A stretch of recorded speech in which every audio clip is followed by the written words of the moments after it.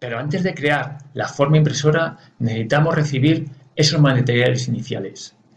En un primer momento recibimos textos e imágenes. Estas pueden ser raster, se basan en píxeles, o vectoriales, se basan en puntos Bézier.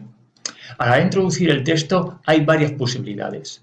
Desde un editor de texto, donde se introduce el texto plano, sin formato, y ya desde un programa de compaginación le daremos sus atributos. Ejemplo sería el formato TXT. Otra opción de introducción texto sería desde un procesador de textos creando texto enriquecido. Un procesador de textos nos permite escribir un archivo de texto, guardarlo en un sistema operativo y después tener la habilidad de abrirlo en otro. No podemos agregar imágenes u objetos, pero puedes aplicar algunos atributos de texto como el tamaño o la fuente. Un ejemplo sería el RTF.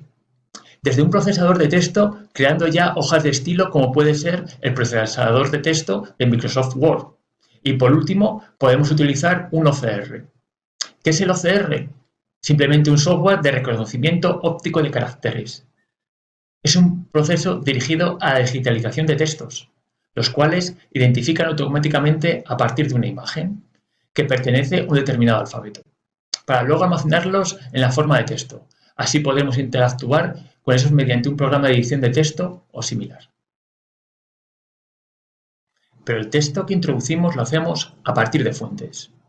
Una fuente es un archivo con grupos de órdenes matemáticas que trazan vectores, similares a las de un archivo EPS. Y esas fuentes, más allá de su dibujo, forma y demás características tipográficas, están construidas de una determinada manera. Y dependiendo de su construcción, las podemos clasificar en diferentes tipos. La primera, PostScript tipo 1. Creadas por Adobe System, eran más utilizadas en la industria gráfica hasta comienzos del siglo XXI. Definían muy bien a través de vectores su forma, se basaban en código PostScript, pero se necesitaban dos archivos de la misma fuente para trabajar en diferentes plataformas, Mac y PC. Y esto supuso su fin, aunque todavía podemos encontrarlas. La evolución nos llevó a las TrueType. Es un formato estándar desarrollado inicialmente por Apple Computer a finales de la década de los 80 para competir comercialmente con el formato tipo 1. No necesitan de dos archivos, funcionan en ambientes Mac y PC. Están codificadas a 8 bits.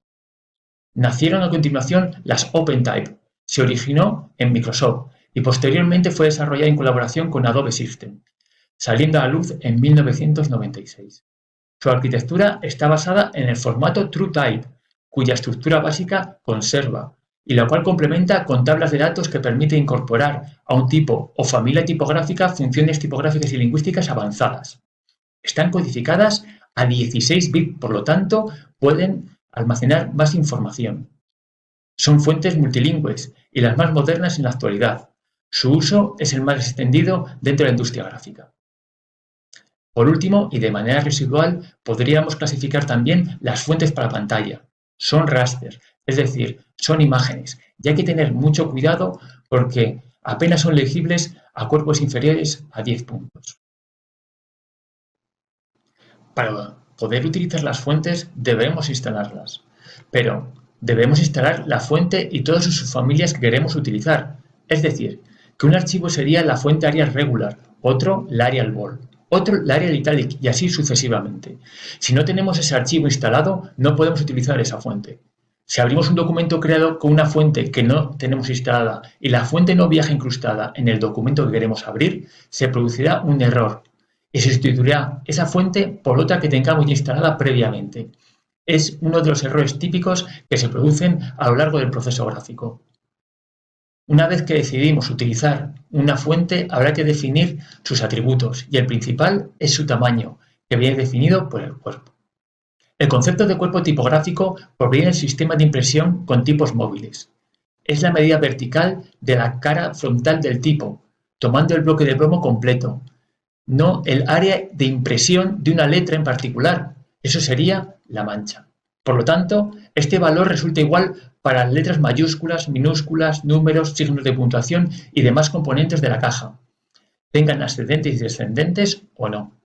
El cuerpo, medida estandarizada medido en el bloque del plomo, incluye las alturas variables según la familia, la altura de las ascendentes, la altura de la X, las descendentes y una pequeña separación llamada hombro para que no se toquen las descendentes de la línea superior con las ascendentes de la línea siguiente.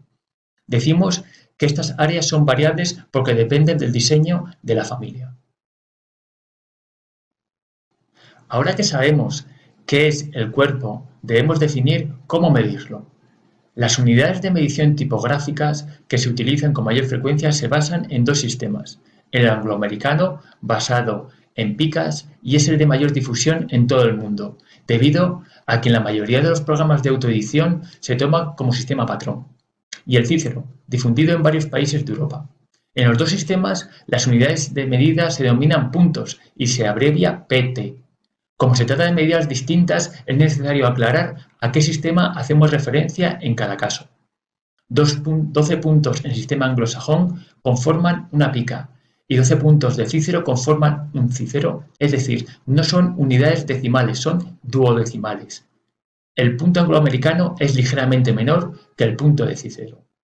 Pero el propio avance de los medios digitales está estableciendo por sí solo una estandarización basada en el punto del sistema PostScript de Adobe, cuya unidad es el punto PostScript, un 72avo de pulgada. Un punto PostScript equivale a 0,3527 milímetros, muy similar al punto de pica.